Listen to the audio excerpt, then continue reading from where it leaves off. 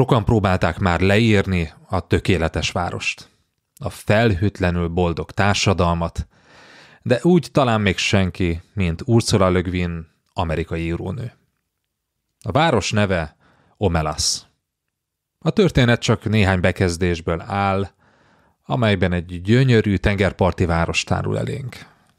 Szép emberek, réges-régi, mohával benőtt kertek és fasorok között, nagyszerű parkok mentén a nyárünnepre készülnek.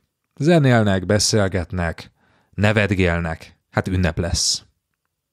A lovaikon nincs szerszám, nincs szükség rá, a lovak tökéletesen elfogadják az ott lakók szertartásait. Tiszta a levegő, épp hogy fúj a szél, és aztán a jelenet egy nagy ünnepi harangzúgásba csap át. És utána, miután ezt a bevezetőt elmondja Ursula Le Guin, kiszól nekünk, az olvasóknak a szerző. Idézem.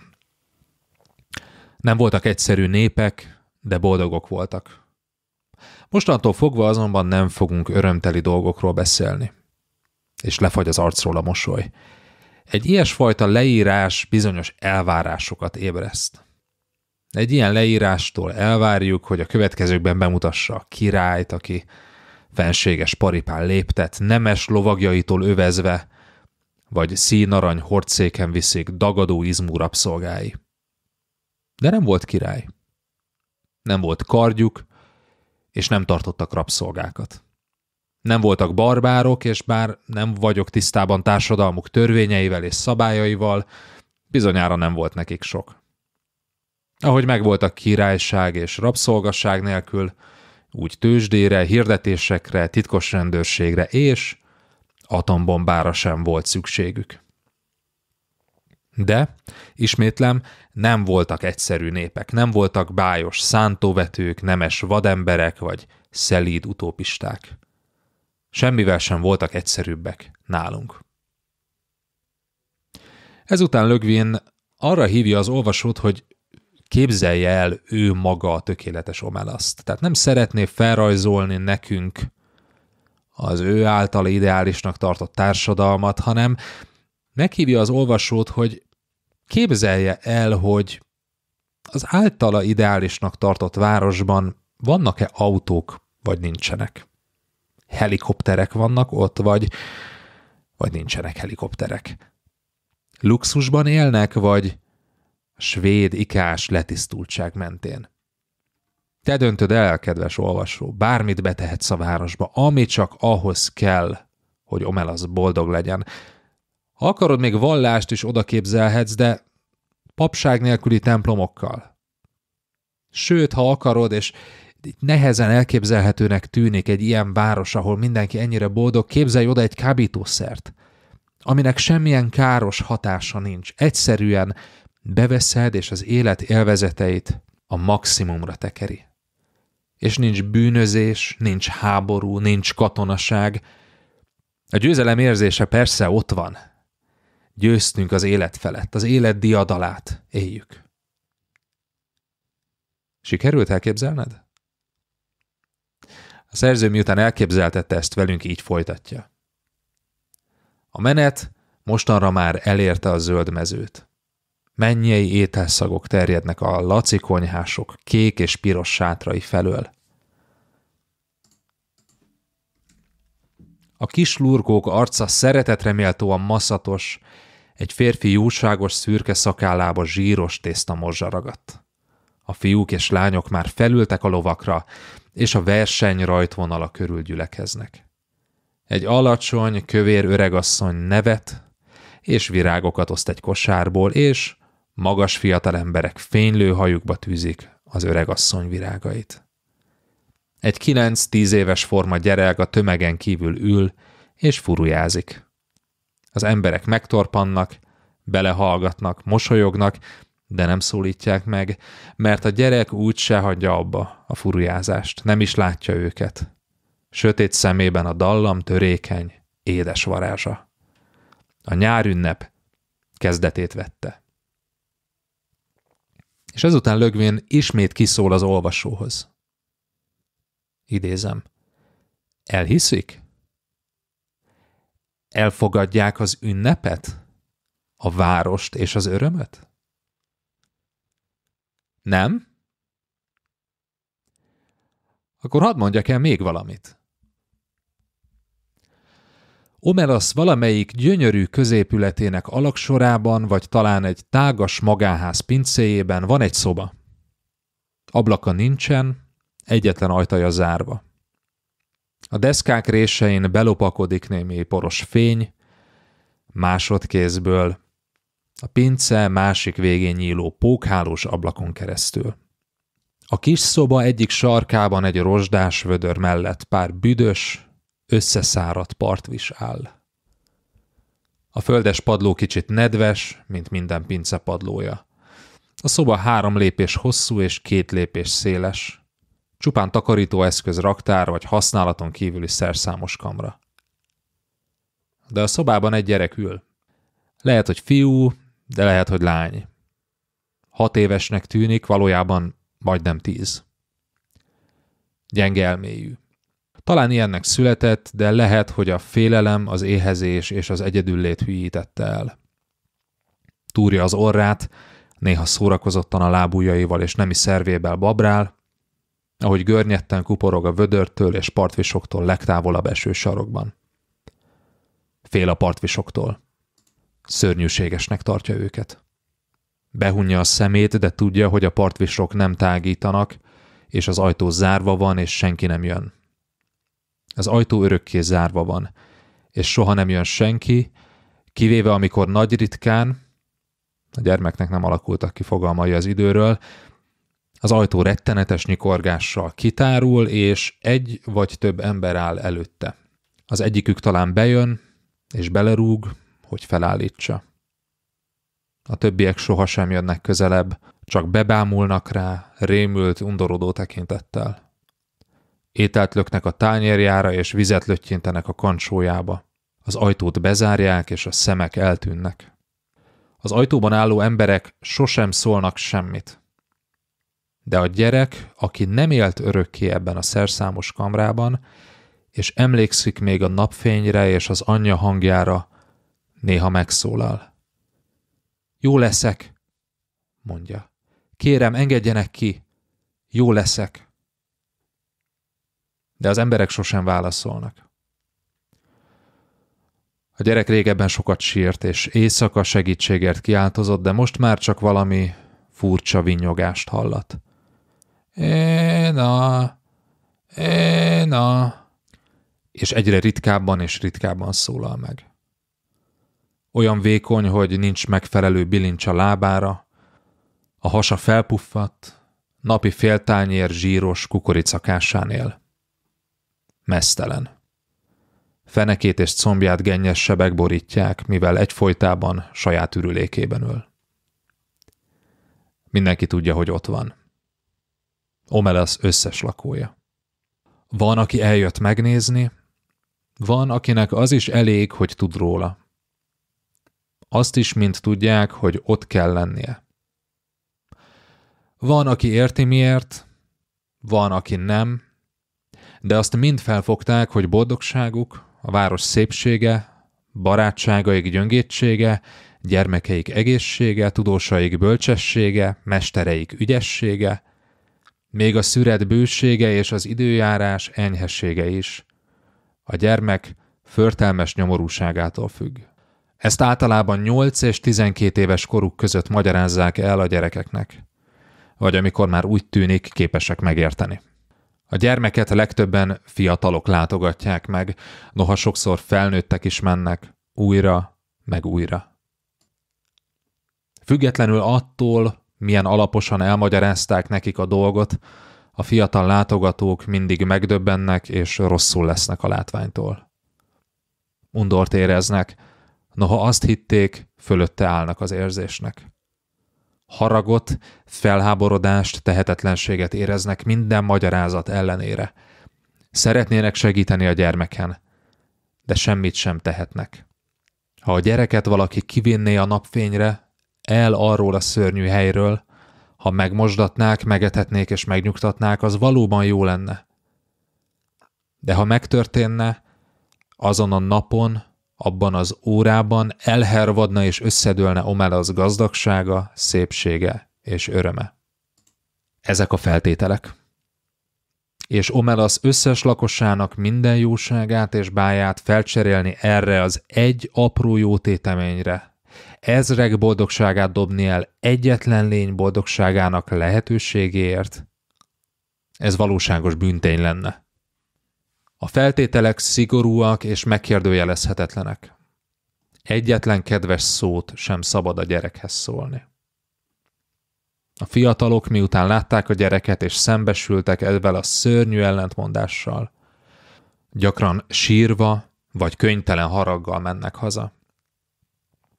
Lehet, hogy hetekig vagy évekig is tipródnak azon, amit láttak. De az idő múlásával ráeszmélnek, hogyha a gyereket ki is engednék, nem tudná értékelni szabadságát. Kétségtelen, hogy némileg örülne a melegnek és az ételnek, de sokkal többet nem foghatna fel belőle. Túl fejletlen és visszamaradott ahhoz, hogy igazi örömöt érezzen. Túlságosan is régóta él már félelemben, hogy valaha is megszabaduljon tőle. Túlságosan hozzászokott a durvasághoz ahhoz, hogy emberi bánásmódban részesülhessen. És valóban oly sok idő után valószínűleg elveszett volna a védelmet nyújtó falak nélkül, a sötét nélkül, melyhez szeme hozzászokott, és az ürülék nélkül, melyen ülni szokott. A keserű igazságtalanság miatti könnyeik azonban felszáradnak, mikor belátják és megtanulják elfogadni a valóság szörnyű igazságát.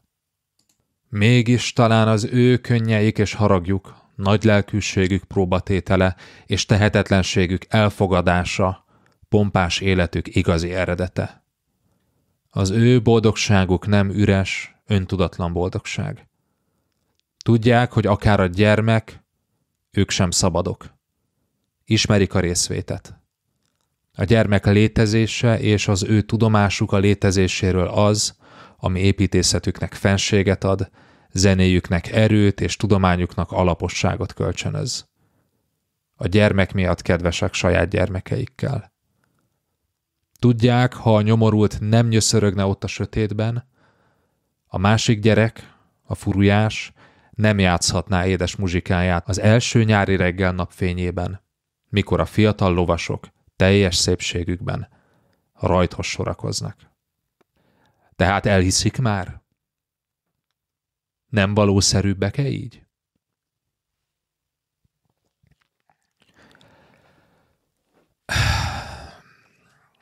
Ezzel a novellával Daryl Cooper egy történelmi podcastjében találkoztam, ahol az áldozatok jelentőségéről beszélt történelmi perspektívából, és nem ez a történet vége, egy bekezdés még van, amit az adás végén fogok felolvasni.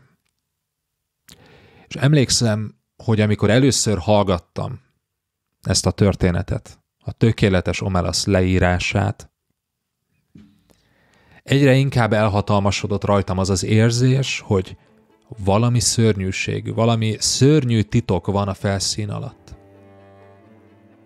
A szerző ironikus kiszólása a végén pont erre utal. Tehát elhiszik már? Nem valószerűbbek-e így? De igen, valószerűbbek. A mai adásban megnézzük, hogy miért. És hogy hogyan állunk mi ehhez. A saját Omelaszunkhoz. Keresztényként.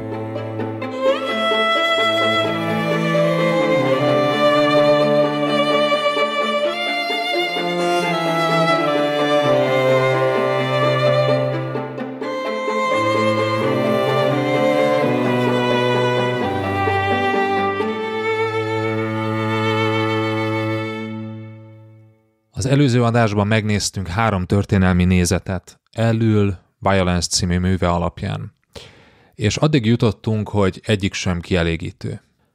Ahhoz, hogy eldöntsük, mi a helyes keresztény attitűd az erőszak kérdése felé, nem lesz megoldás, hogyha egyszerűen történelmi érveket hozunk. De bezzeg a keresztes hadjáratok.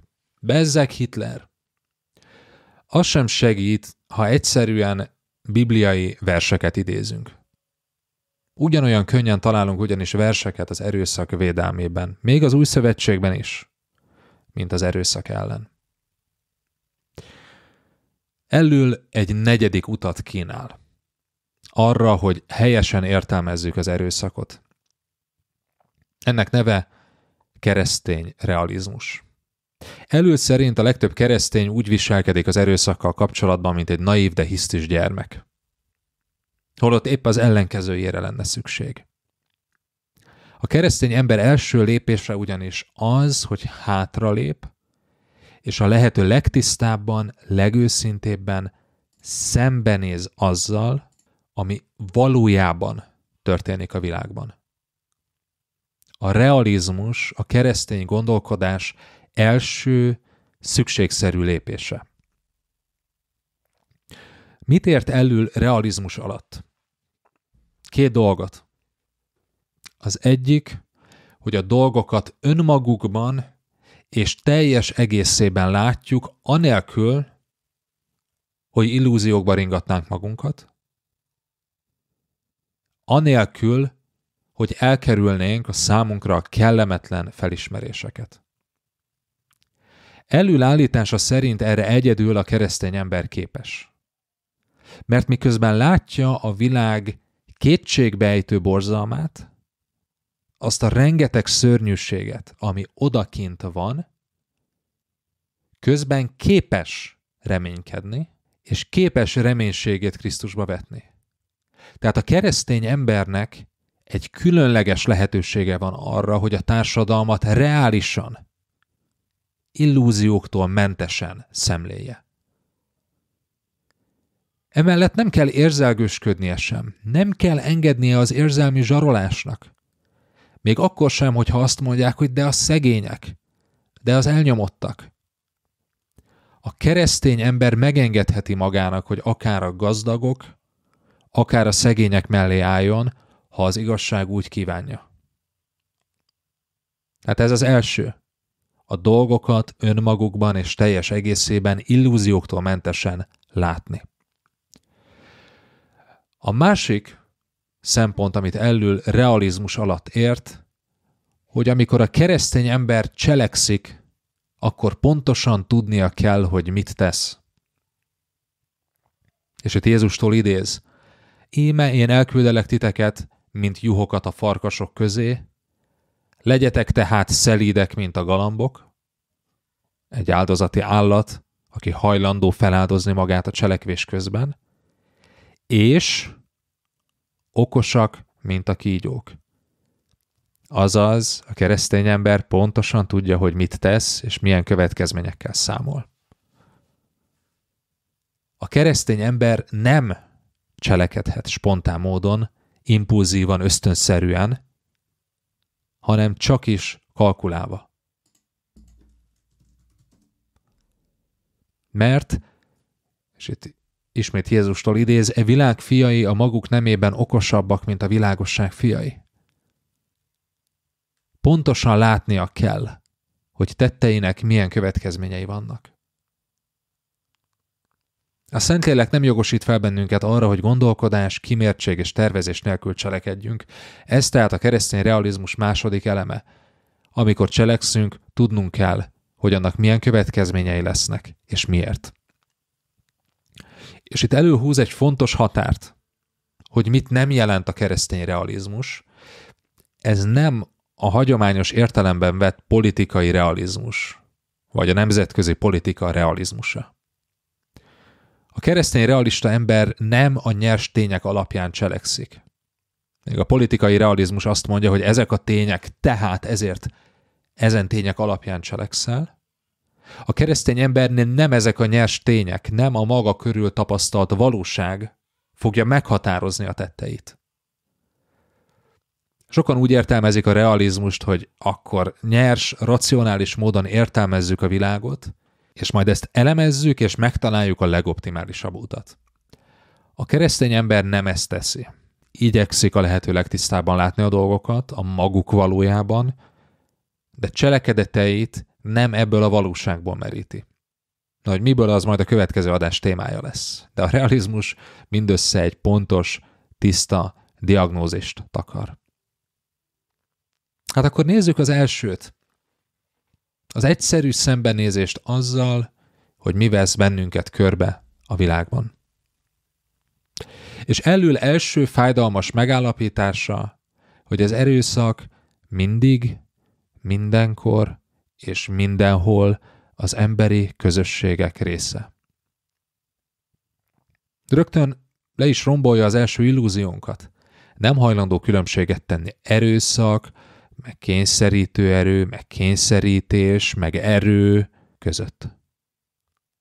Nem hajlandó különbséget tenni jogos erőszak, meg nem jogos erőszak között. Állítása szerint ezek között érdemi különbség nincs. És amikor elkezdjük ilyen módon elkenni az erőszakot, és ilyen különböző eufemizmusokat használni az erőszak leírására, ez mindig igazolásként szolgál az erőszaktevő részére. Ezen a felismerésen, hogy az erőszak mindig, mindenkor és mindenhol az emberi közösségek része, nem változtat az sem, hogy Krisztus eljött, meghalt és feltámadott. Még akkor sem, hogyha az erőszakot különböző módon jogalkotással, igazságszolgáltatással vagy propagandával megpróbáljuk elfedni. Elől azt állítja, hogy minden egyes állam létét erőszak alapozta meg, és csak és kizárólag erőszak segítségével tarthatják fenn magukat. Ebben egyébként teljesen egybecseng a diagnózisa Carl Schmitt-tel, akiről a podcastben szintén fogunk majd a későbbiekben beszélni. Minden egyes állam elnyomja és megsemmisíti az ellenségeit. Legyen szó külső vagy belső ellenségekről. Amikor egy állam erre nem képes, elveszíti legitimitását, és rövidesen mások kerülnek hatalomra. Miért nem tekintjük legitimnek a fasizmust vagy a náci ideológiát ma? Elől szerint egyszerű a válasz. Azért, mert a nácik veszítettek. Ennyire egyszerű. A másik oldal, a Szovjetunió egy cseppet sem volt kevésbé kegyetlen. Egy cseppet sem volt kevésbé gonosz. Egyetlen különbség, hogy megnyerték a háborút. Megtartották legitimitásukat. Még a nácik elveszítették hatalmukat. És gondolhatunk arra, hogy Magyarország kivétel. Nem. A magyar állam is erőszakban született, és erőszak által maradt fenn. Emlékezzünk az előző adásban említett Svatopluk mondára. De nem kell ennyire visszanyúlni. Gondolhatunk Szent Istvánra, ahogyan leveri és kivégzi Koppányt az utódlási vitában, vagy ahogyan mondjuk egy generáció alatt keresztény államot farag a pogány nomád nemzetből. Persze ennek nem csak erőszakos elemei voltak, nem ezt állítom, de ne legyenek illúzióink, hogy ebben a megtérésben mekkora része volt a törvényeknek és a szankcióknak. Hogyan jön létre az állam? Úgy, hogy rendet teremt. És a rendet nem szép szóval teremti, hanem erőszakkal. Hát, hogy milyen erőszakkal? Ez lehet fizikai erőszak, lehet gazdasági erőszak, egy anyagi függés az államtól, lehet verbális erőszak, és lehet pszichológiai is az erőszak. Bárhová nézel, ez vesz körül. Elől szerint Thomas Hobbes világosan látta, hogy az erőszak mennyire természetes része az emberi közösségnek. Az egyén fél, és szeretné, ha valaki megvédeni őt ettől az erőszaktól. Hát ki képes erre? Az állam. Hogyan? Nem jó szóval, hanem erőszakkal. Méghozzá az egyénnél nagyobb erőszakkal. És ez nem csak ahhoz kell, hogy az államot megteremtse. A szabad piaci gazdasági verseny például az erőszak egyik formája.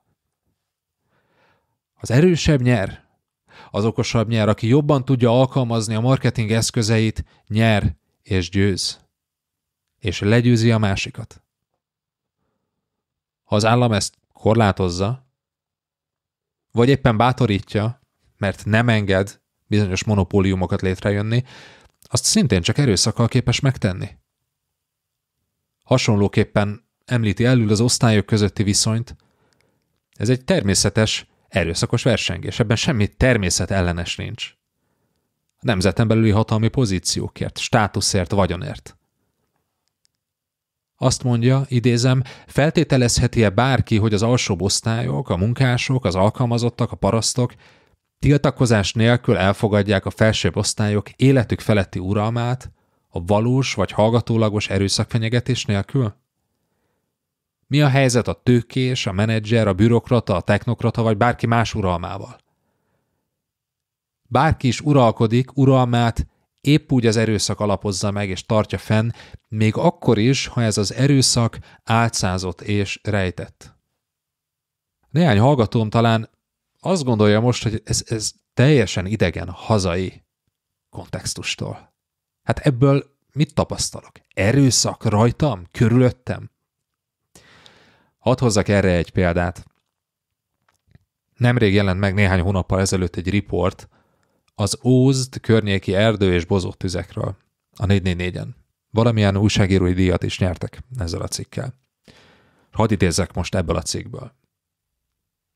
Évtizedes tradíció az ózdi járásban, Ózd és 15 község, hogy nagyjából januártól áprilisig ismeretlen tettesek a településeket övező területeken több 100 hektáron gyújtogatják a füves vegetációt, nádasokat, legelőket, az erdei avart.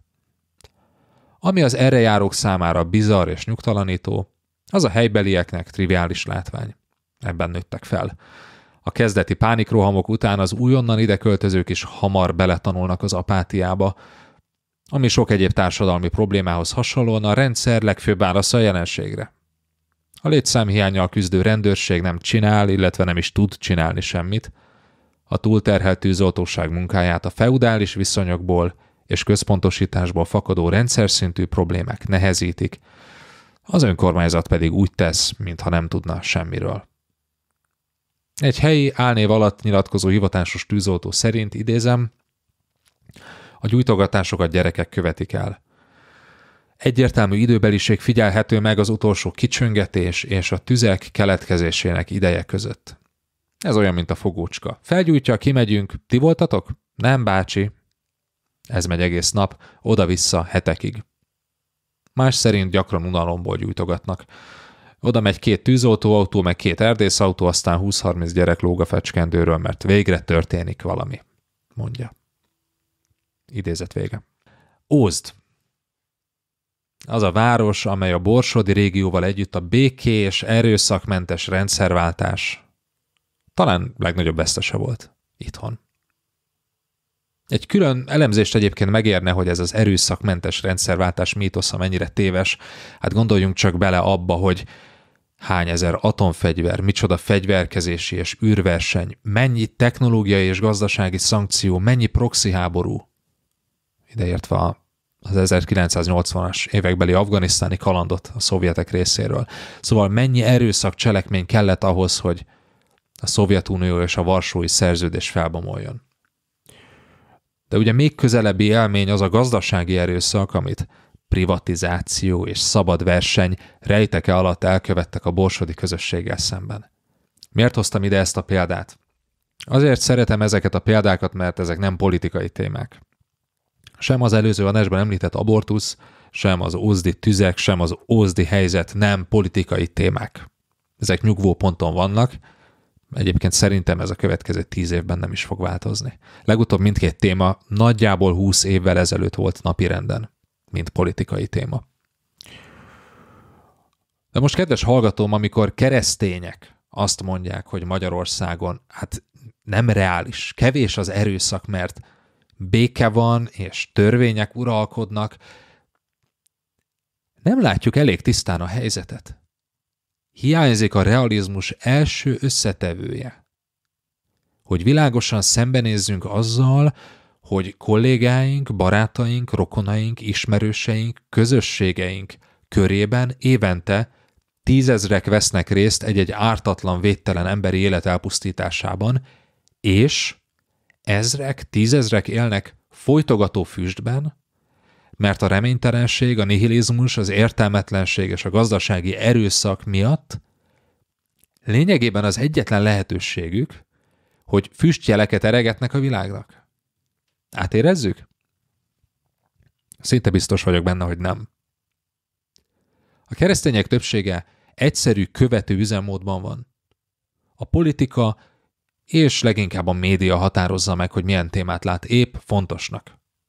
Gondolkodását és cselekvését a politika és a média határozza meg.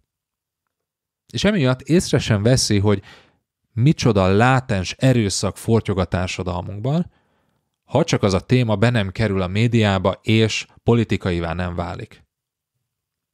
És amikor azzá válik, akkor a keresztény ember mossa a kezeit. És egyrészt felszólítja a feleket a békére, az ózdi gyerekek ne gyújtogassanak. Vagy hagyják békén az ózdi gyerekeket, hiszen van elég bajuk. Béke. Vagy az egyik, vagy a másik felet felszólítom arra, hogy legyen béke. Vagy a keresztény ember feltartott ujjal szidja azt az erőt, amely gyakran erőszakos eszközökkel igyekszik helyreállítani az igazságosságot. Ha ezzel a helyzettel kapcsolatban valaki kezdene valamit, mint politikai téma, mint politikai erő, akkor feltartott ujjal nem tetszene az a módszer, ahogyan ezt teszi. Szembe kell néznünk keresztényként a következő valósággal. A bukott világban, abban a világban, amiben élünk, az erőszak a valóság elkerülhetetlen része. Mit jelent ez? Azt, hogy az erőszak a szükségszerűség rendjébe tartozik. Amint belépünk az erőszak által diktált rendszerbe, ott már nem a szabad akarat, nem az erkölcsi döntés, vagy az isteni kegyelem uralkodik, hanem determinisztikus erők és kényszerek. Milyen kényszerek vannak? Érzelmi trendek, tömeghisztéria, félelem. Strukturális kényszerek, például egy intézmény belső logikája. Szociológiai vagy gazdasági erők, például szegénység vagy piaci verseny.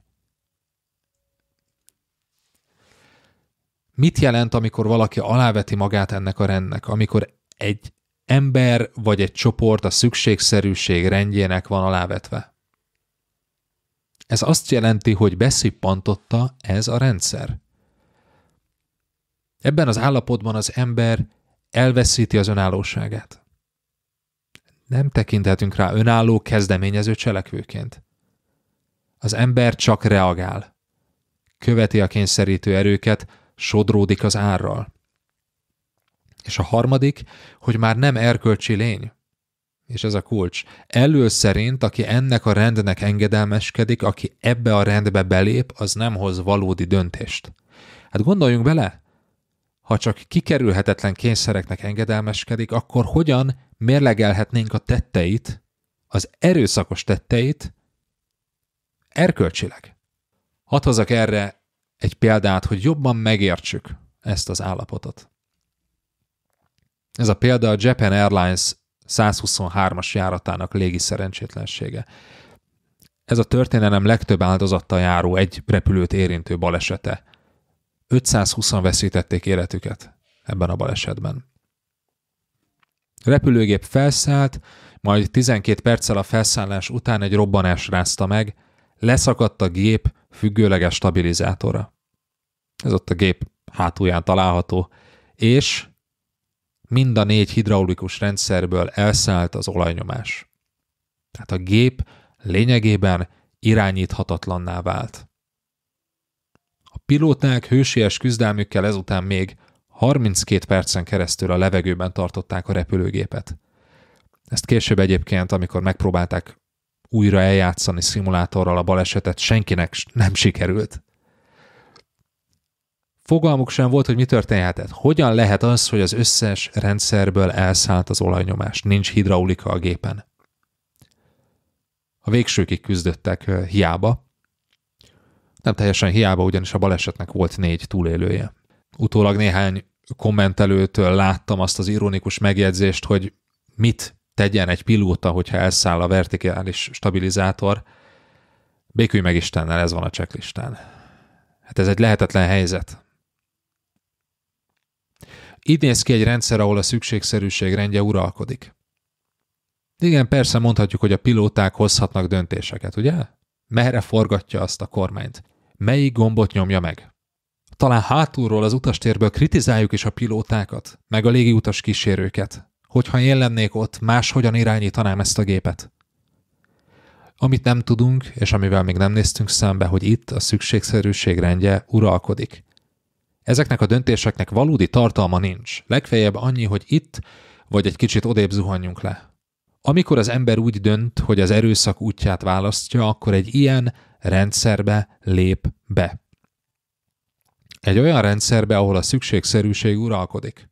Érdekes módon épp ezt mondják sokan, amikor igazolni akarják az erőszakot. Egy szegény ember lop, vagy rabol, vagy hazudik, akkor azt mondjuk, hogy hát amikor egy szegény embernek semmilyen nincs, akkor az erőszakmentesség nem megoldás, csak az erőszak segíthet rajta, hogy elvegye, ami az övé. Igen, ebben egyébként van valami. Ugye? Akvinói Tamás is megmondta, amikor a szegény embernek lopnia kell ahhoz, hogy enni tudjon, az valójában Isten igazságszolgáltatása a gazdag ember felé. Jogosan veszi el azt, ami az övé.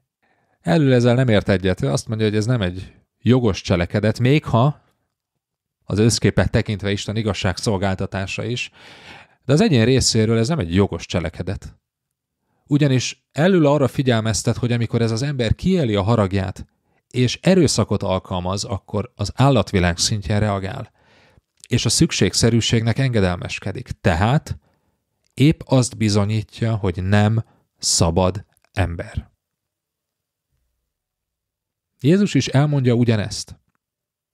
Máté 20:25-ben azt mondja a tanítványoknak, tudjátok, hogy a népek felett zsarnokoskodnak fejedelmeik, és vezetőik hatalmaskodnak rajtuk. Amikor Jézus vezetőket említ ebben a szakaszban, nem csak politikai vezetőkről beszél, nem csak gazdagokról beszél, hanem bármilyen vezetői pozícióban lévő emberről. Milyen érdekes, hogy Jézus nem tiltakozott ezzel a helyzettel szemben. Nem mondott semmit arról, hogy ezen valamit változtatni kéne, ez így nincsen jól, ezt meg kell reformálni, ha te oda kerülsz, csináld másképp. Nem tiltakozott. Csak tett egy nyers, egyszerű megállapítást. Ne legyenek illúzióitok. Szükségszerű, hogy erőszakot alkalmazzanak ahhoz, hogy a hatalmukat megtartsák. Ezt a játékot játsszák? Hát ezt tudjátok. A valóság, amellyel szembe kell néznünk, különösen keresztényként az, hogy egy bűnbeesett világban, abban a világban, amiben ténylegesen élünk, az erőszak egy elkerülhetetlen valóság. Az erőszak szükségszerűség. Az erőszakot nem lehet erkölcsi vagy vallási eszközökkel igazolni. Ez egy szükségszerűség. Olyan szükségszerűség, mint a gravitáció szükségszerűsége. És hogyha szükségszerűség, akkor az erőszakot nem lehet erkölcsi ítélet alá vonni. De, és érvel elől, amikor az ember erőszakos, fel kell ismernie, hogy állati szinten cselekszik, és egy szükségszerűségnek engedelmeskedik. Az erőszakos ember nem szabad. Az erőszakos ember nem lehet szabad. És tegyük fel akkor azt a kérdést, hogy Magyarország szabad országa. A magyar nép szabad népe. Elől azt mondja, hogy nem. Nem vagyunk szabadok. Ez volt tehát a realizmus első összetevője, szembenézés a valósággal. A realizmus második összetevője, hogy amikor a keresztény ember az erőszakot választja, pontosan tudnia kell, hogy mit választ. A szükségszerűség útját, ahol nem a szabadság, nem Krisztus szabadságának szabályai a mérvadóak, hanem az erőszak törvényei érvényesülnek. Nem a jó szándék, nem az erkölcs. Elő pedig bemutatja, hogy melyek ezek a törvények. Az erőszak első törvénye a folytonosság. Keresztény emberként tudnod kell, hogy amikor elkezdesz erőszakot alkalmazni, nem szabadulsz tőle. Az erőszak ugyanis végtelenségig leegyszerűsít politikai, közösségi és társas helyzeteket. Ez egy rendkívül hatékony szokás, és nagyon nehéz lejönni róla. Képzeld el, hogy egy vita során nevetségessé teszed és megalázod az ellenfeled. Verbális erőszak.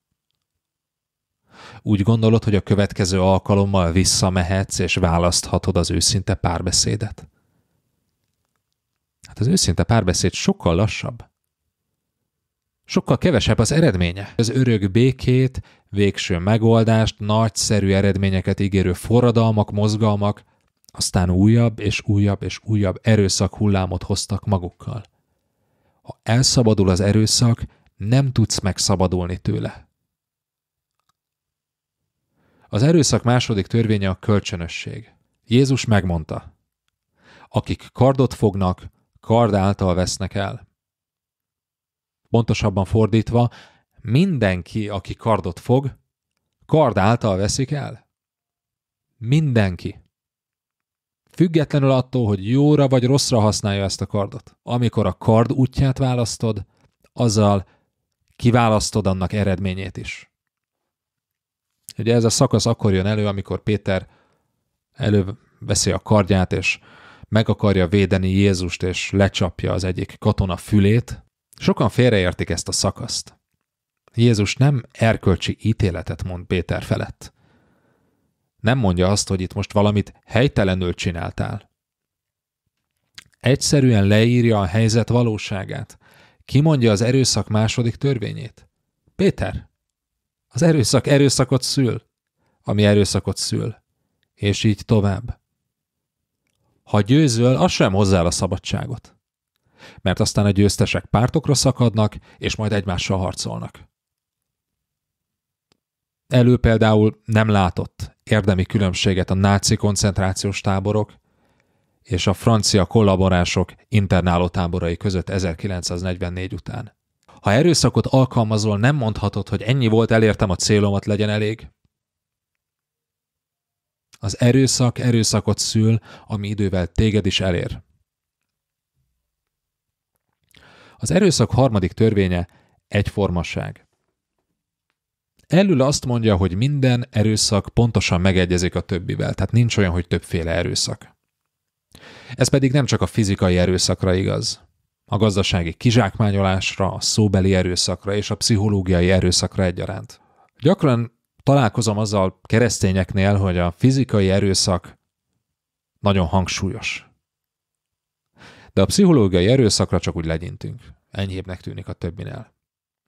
Valójában a pszichológiai erőszak rosszabb. A propaganda, a manipuláció. Ha megütnek, legalább jogosan érezheted azt, hogy áldozat vagy. Veled igazságtalanul bántak.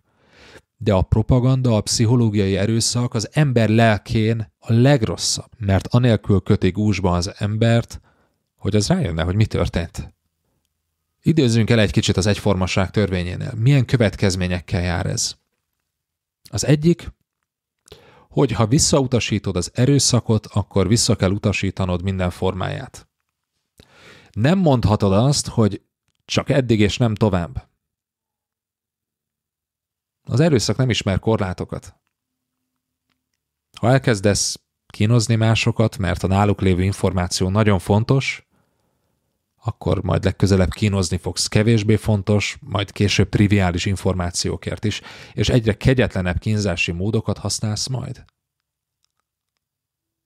Az erőszak nem más, mint őrület, hübrisz, düh. Nincs olyan, hogy kisebb vagy nagyobb erőszak. Az erőszak az egy dolog, és mindig ugyanaz. Jézus is megerősíti. Hallottátok, hogy megmondatott a régieknek. Ne ölj, mert aki öl, megérdemli az ítéletet. Én pedig azt mondom nektek, hogy aki haragszik testvérére, megérdemli az ítéletet. Aki pedig azt mondja testvérének, ostoba, megérdemli, hogy a nagy tanács elé kerüljön.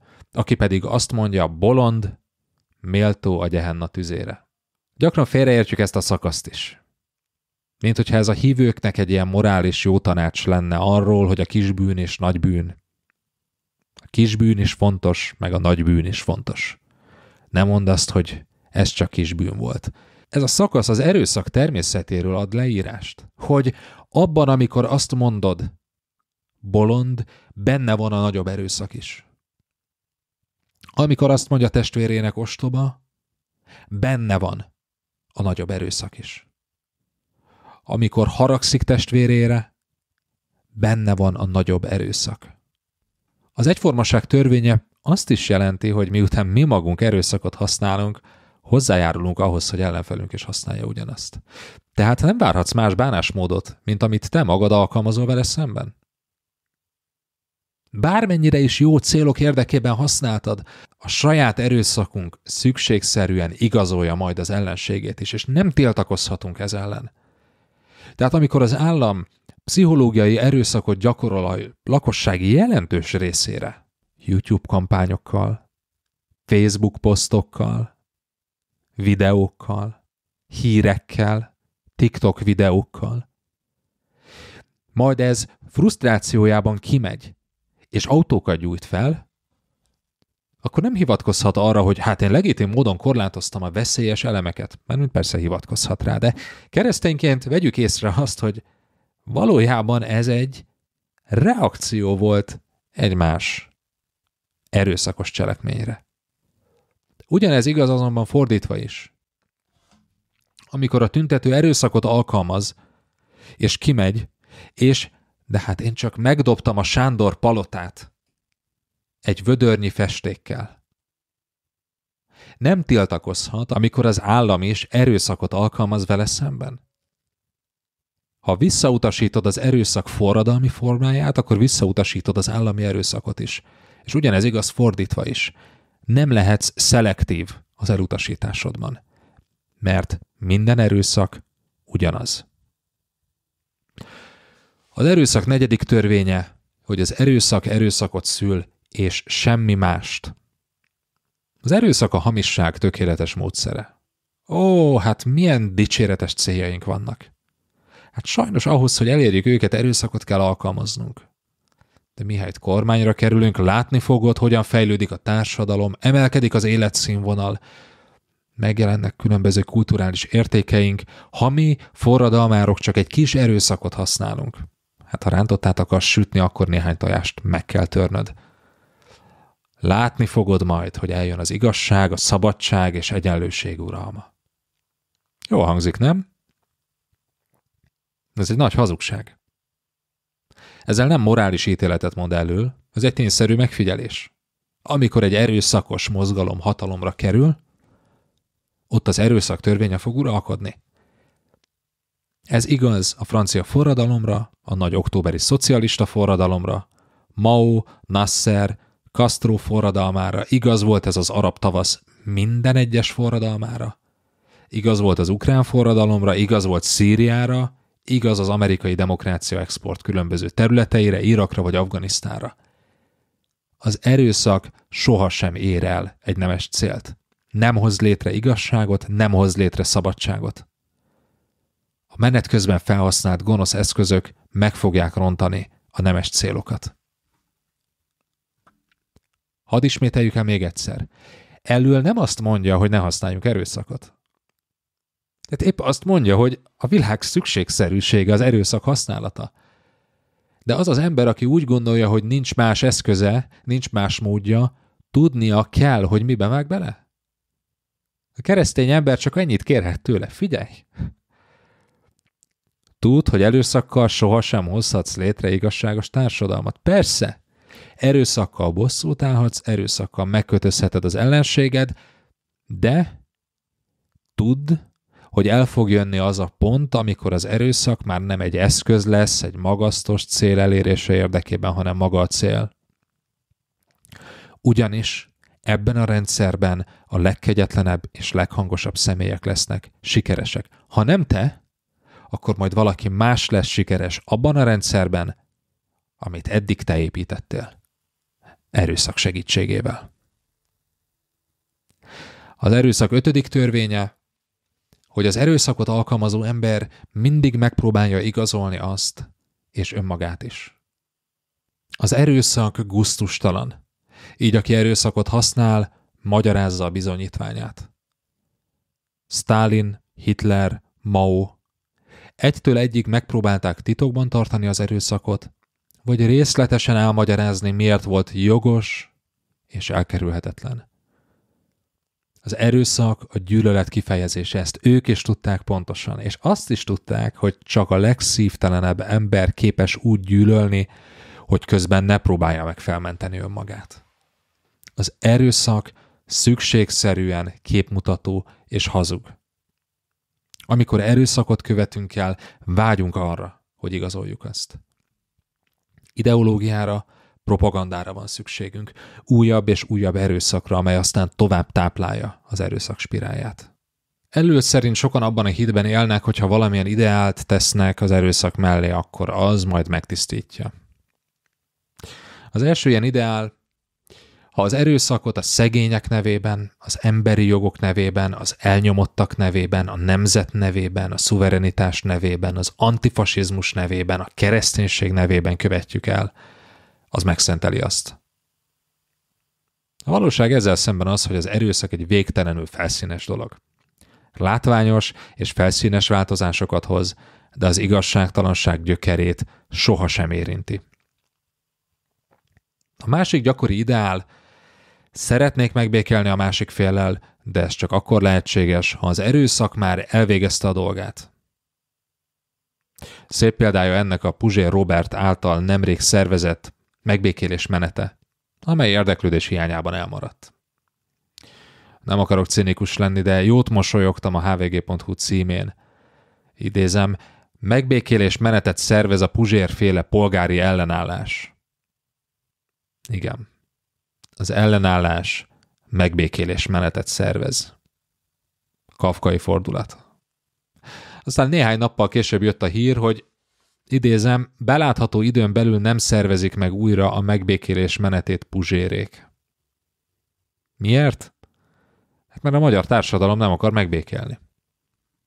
Hát hogyha nincs rá igény, akkor nem csináljuk. Mikor jöhet el a megbékélés ideje? Idézem, Puzsér Robert szerint legközelebb a 2026-os választás után lehet alkalmas a társadalmi közérzet egy ilyen kezdeményezéshez, amennyiben bekövetkezik a rendszerváltás, vagyis a Fidesz választási veresége. Szóval miután győztünk, megbékélünk. És ezt Robi kimondta, anélkül, hogy elmosolyodott volna a helyzet iróniáján. Ez az az ideál, amelyről elől beszélt. Először erőszak, aztán béke. Robi, nem akarlak elkeseríteni, de nem fogsz megbékélés menetet tartani, legfeljebb békemenetet. Pont olyat, mint amit te is sokat kritizáltál. Ha győzöl, te is vezethetsz majd békemenetet az ellenségeiddel szemben. A harmadik gyakori ideál a pacifizmus, világbéke. Csak béke legyen. Sok keresztény esik ebbe az idealizmusba. Ha háborúról hall, csak legyen béke. Ha konfliktust lát, csak legyen békesség. Ha elégedetlenségről hall, csak legyen megelégedés. Ha erőszakos tüntetésről hall, azért fohászkodik, hogy fejezzék be. Ezt az idealizmust egyetlen módon tudja fenntartani, a realizmus teljes hiányával.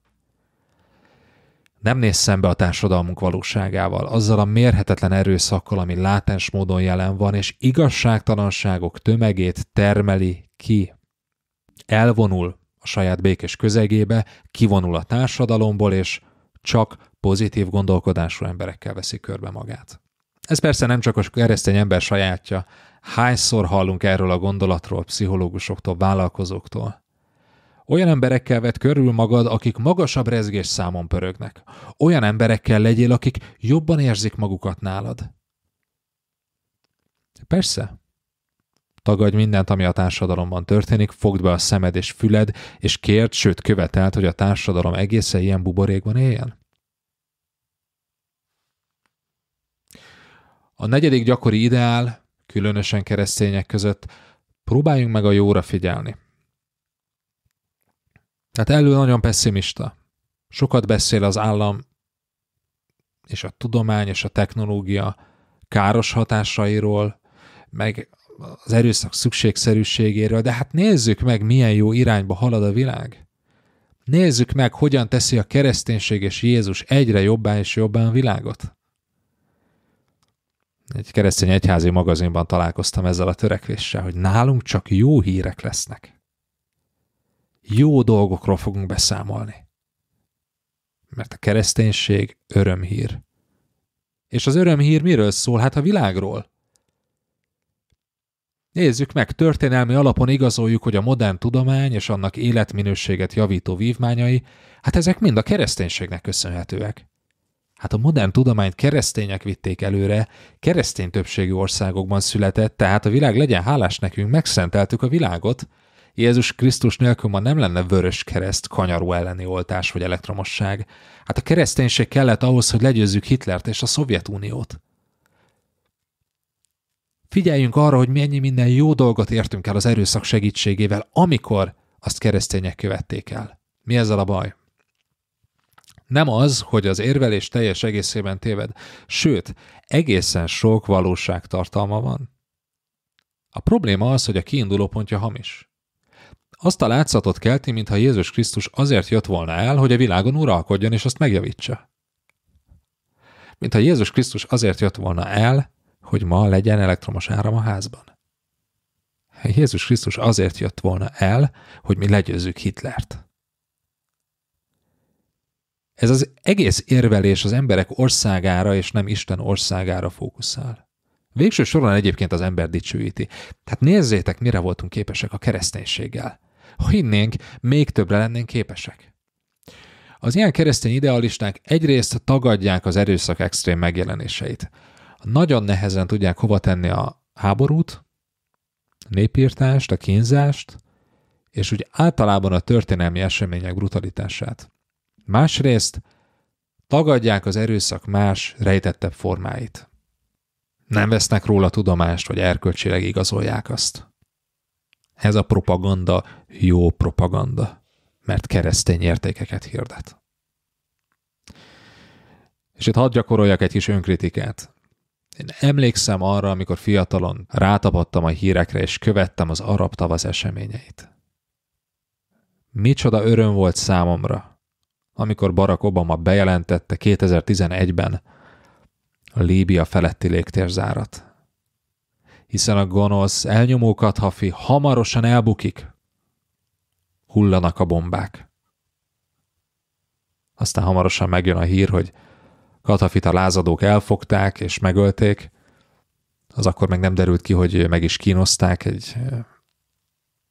Hát talán ennek a részleteibe itt most az adásban nem megyünk bele, de brutálisan megkínozták és így ölték meg. Hát én mérsékelt keresztény vagyok.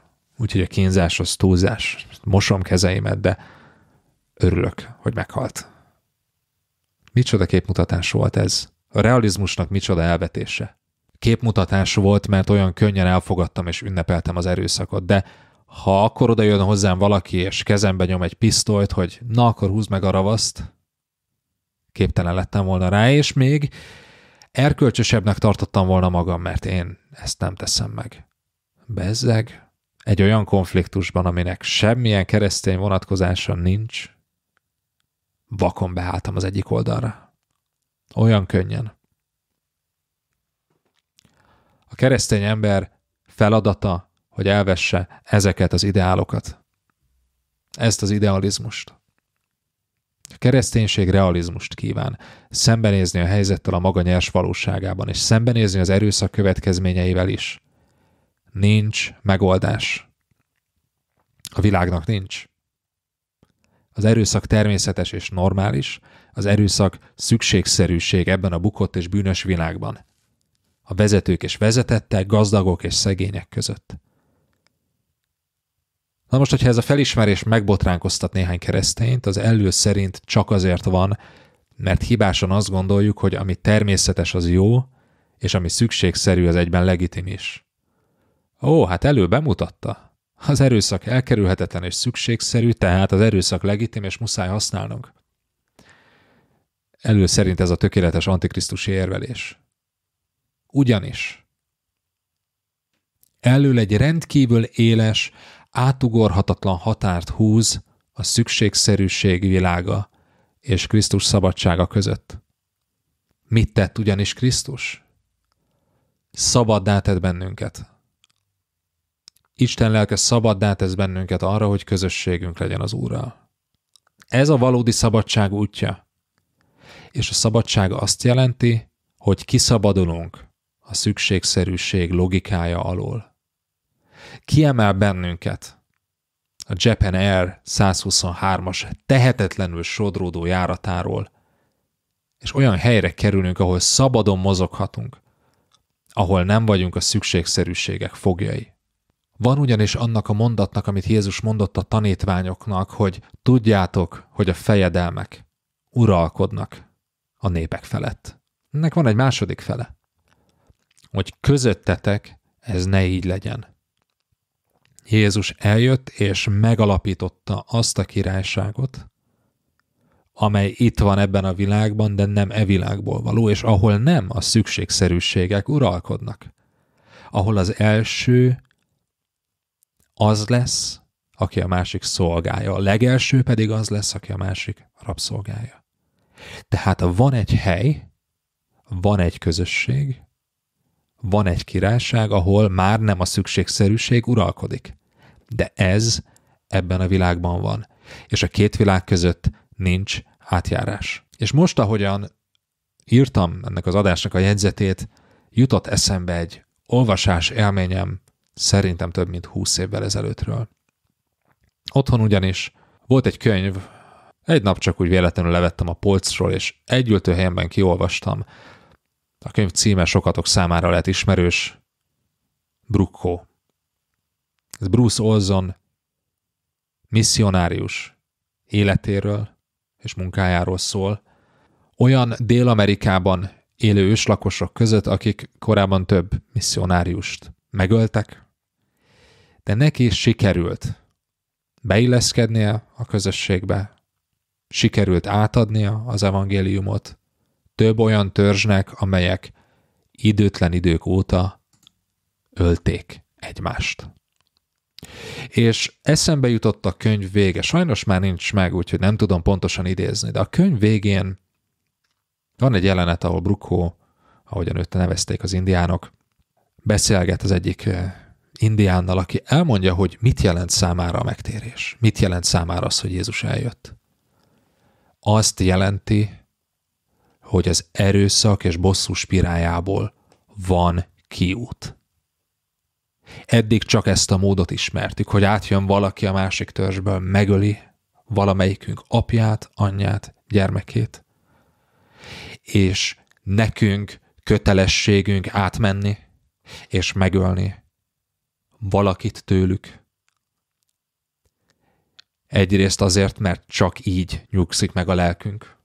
Csak így áll helyre az igazság a mi oldalunkról, különben gyengének tűnünk. Elveszítjük a becsületünket. Az az ember, aki ezen logika alapján működik, nem szabad. És ha azt gondoljuk, hogy nálunk a politika, a világ más szabályok szerint működik, mert nem ennyire primitív az erőszak alkalmazása, akkor óriási tévedünk. Cseppet sem vagyunk jobbak ezeknél az embereknél. A mi politikánk cseppet sem jobb ezeknél az indiánoknál. Talán mázasabb, talán el van fedve valahogyan, talán pszichológiaibb, talán absztraktabb, talán intézményesebb, de nem lett jobb a világunk. Akkor sem, ha ebben a világban itt keresztény közösségek élnek.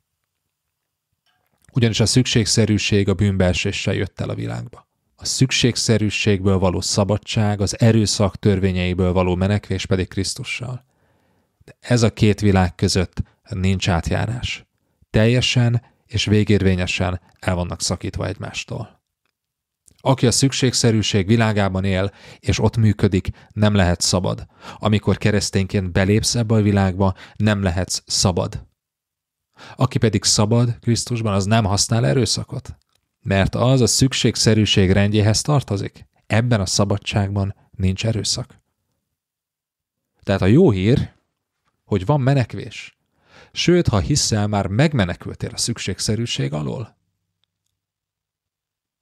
A rossz hír, hogy még omelaszban vagyunk. Nem tudom, hogy emlékeztek-e még a történetre az epizód elején.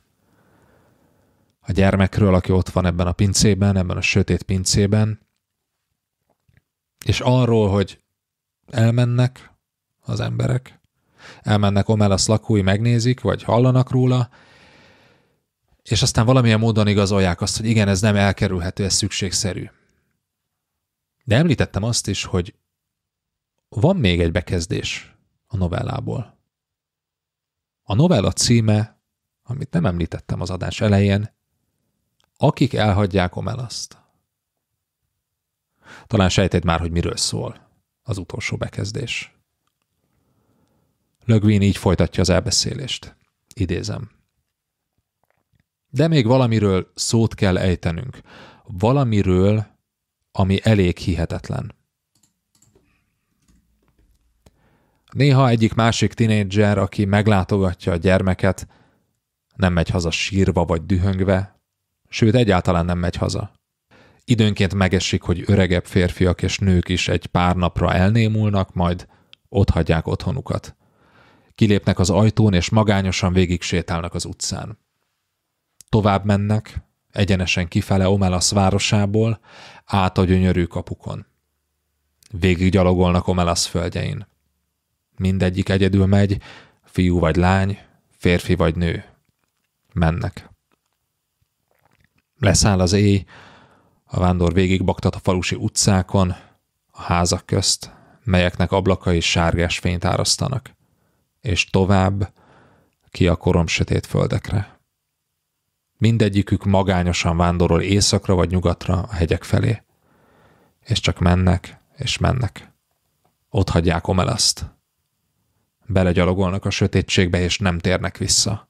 A hely, ahová mennek, számunkra még a boldogság városánál is elképzelhetetlenebb. Nem tudom leírni egyáltalán. Lehet, hogy nem is létezik. De úgy tűnik, ők tudják, hová mennek. Ők, akik otthagyták Omelaszt. Szóval nincs jó megoldás. Omelasz városa az erőszak szükségszerűsége alatt él. Vannak azonban, akik tudnak egy másik helyről. Úgy tűnik, hogy számukra az a hely még ennél az idilli, paradicsomszerű városnál is elképzelhetetlenebb. Úgy tűnik, hogy ők tudják, hová mennek.